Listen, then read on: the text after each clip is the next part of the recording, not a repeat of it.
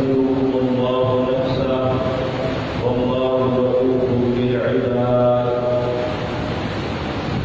حضرات محترم، گزشتہ مجلس میں آپ کے سامنے اللہ کے اس حکم کا تذکرہ کیا تھا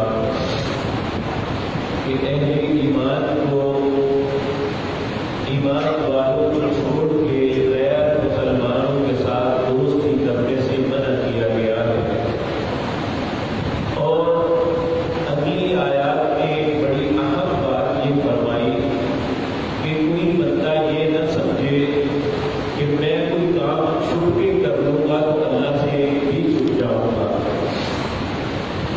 کہ بعض اوقات ہمارے ذہن میں ہوتا ہے مجھے کام بھیٹ رہا ہے اور کسی کو کیا پتا چلے گا.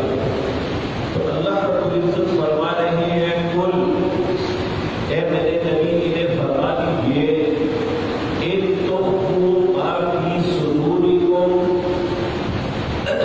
او تبدوه یعلمه اللہ. تم اپنے سینوں کے اندر جو باتیں چھپاتے ہو یا تم ظاہر کرتے ہو یعلمه اللہ، اللہ ان ساری باتوں کو جانتا ہے.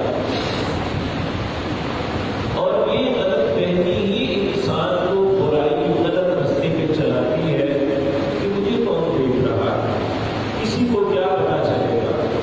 لیکن اللہ رب العزت فرماتے ہیں جو تمہارے سینوں میں چھپا ہوا ہے وہ بھی اور جو تم سے ظاہر ہو جاتا ہے وہ بھی یعلم اللہ، اللہ اسے جانتا ہے. اور یہ ہماری زندگی کی بڑی اہم بات ہے.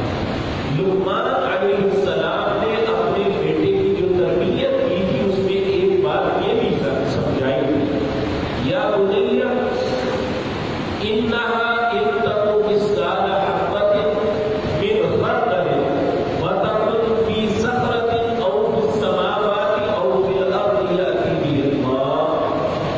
اے میرے پیارے بیٹے، آسمان کی بلندیوں پہ چڑھ کے کوئی کام کر لو، زمین یا اس کی تہ میں جا کر کرو، اللہ اس کو لے آئے گا. یعنی اللہ کے لیے ہمارے اعمال بنانا مشکل نہیں ہے.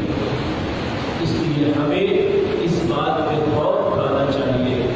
بلکہ نبی کریم صلی اللہ علیہ وسلم نے فرمایا کہ ہمارے لیے بڑی خوفناک بات ہے. آپ نے فرمایا کچھ لوگ قیامت کے دن اللہ کی بارگاہ میں آئیں گے، ان کے پاس اتنے